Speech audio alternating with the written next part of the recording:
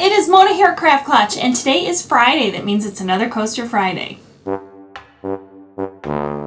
Today we are going to be doing Snow White. Somebody had suggested it when I had done the Cinderella coaster. I was really sick for about a week and a half after that, and one day I was just asleep. I fell asleep in front of the TV, and then lo and behold I woke up and Snow White was on there. So I kind of took it as a sign that I should do Snow White. So that's what we're going to do today. And I went to the craft store, and Michael's had these cool little wooden shapes, and I'm assuming it's to make ornaments because they have a little string on there, and I'm going to just cut that right off. So my Snow White themed coasters are going to kind of revolve around the mirror, and obviously this is not the shape of the mirror in the movie, but you kind of get the whole idea. It'll be a nice ornate mirror. And then I found these other ovals, and I'm going to use that for the back of the mirror so I can add Snow White. The sticker of Snow White, I'm going to add that, and then I'm not sure what I'm going to do with the other one yet. We'll just have to wait and see. So I'm not going with the dwarves on this one. If you do Snow White, obviously you can do coasters of all the dwarves. That would be cool. But I thought I'd go in a different direction. So the very first thing is I took the labels off, and now I'm going to paint these black, and I'm just going to use regular acrylic paint.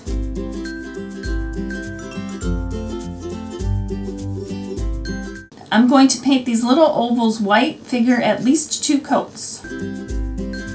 Now I'm going to take just a little bit of metallic silver on a brush, just a little bit, and on the edges I'm just going to give it a little brushed accent.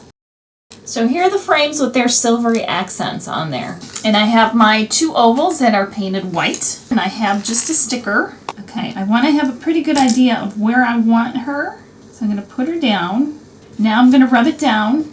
Just going to use my finger, make sure it's down. I have my cutting mat and my craft knife, and I'm just going to carefully cut the sticker so she fits right on there. So there she is. For the second one, I have her wicked stepmother. So I'm going to try to get her centered, and I'm going to just trim around. And I am using cardstock because I like the thickness of the cardstock. Now I'm going to take a little bit of a black Sharpie and just color this part in just so it's not really noticeable in case any part seems to peek through a little bit. To adhere her to the oval, I'm going to be using my Super Gloss Mod Podge, and I like to use that because it has the shiniest finish, and there's less risk of it getting cloudy when we add the resin on top of it. So the first thing I do is I add a layer onto the wood piece, then I add the Mod Podge to the back of the image. Flip it over, put it on here, position it where I want it, how I want it, and then I take some more, go right over the top. Now I then get some on my finger, and that allows me to rub it down without sticking to the image. But I want to make sure I get all bubbles out from underneath, and then I'll put another coat on here. And I will come back and do 1 or 2 more coats, letting it dry in between, and then we just need to let it completely dry.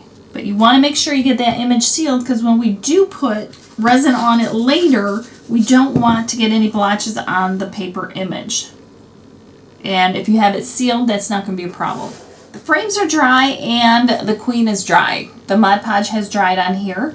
And now I just need to put them together just like this, glue the frames on. And I don't care what glue you use as long as it dries clear and it holds everything together. Now I'm going to, on the edge, add my glue. And you want to make sure you have it go all around the whole thing. And the reason you want that is because when we put resin in there, we don't want it to leak. Okay, now I'm going to place this on. Make sure I get a good bond on there. And then I'm going to wipe off any excess. And if you need to adjust, now would be the time. And now I'm going to do the same thing with Snow White. Place it over Snow White, press it down, and if you look on the back and you feel like you need to add a little more glue just to make that seam tight, then you go right ahead and do that. Now's a really good time to do it. And then we're just going to set this stuff to dry overnight. The glue has dried nice and crystal clear on here, and now I'm going to add the resin. I have 1 ounce, which should be plenty to fill these. And I'm just going to pour it in, and hopefully I've sealed it properly with the glue. I'm going to let it just spread around. Make sure it gets everywhere. And then you want to take your lighter, pop the bubbles. You might want to come back a couple times to do that. You want to do it quickly because you don't want to set the frame on fire. And then we want to let this sit a minimum of 12 hours before we even handle it. Once everything's cured, you have these really super cute coasters. And you can seal the wood depending on the paint that you used. You could put a sealer on there. You could always put a quote from Snow White on the back as well, like on the back of the Queen. You can say you are not the fairest of them all or something. But I just left them plain, and you can add little silicone dots to the bottom just to give this area support, but they're pretty sturdy. I don't think you'll have a problem with it. And they're pretty. They're really pretty. This happened to be Snow White and her wicked stepmother, but you can apply the same technique and do it just for pictures of your pets, of your kids, family members. You could do it as a wedding coaster and just put the bride and groom in the different frames instead. Just some food for thought. Be sure to let me know what you think of them in the comments below. They're quite sturdy. They're the perfect size. I hope you guys like the Snow White coasters. I thought it was a little bit of a change.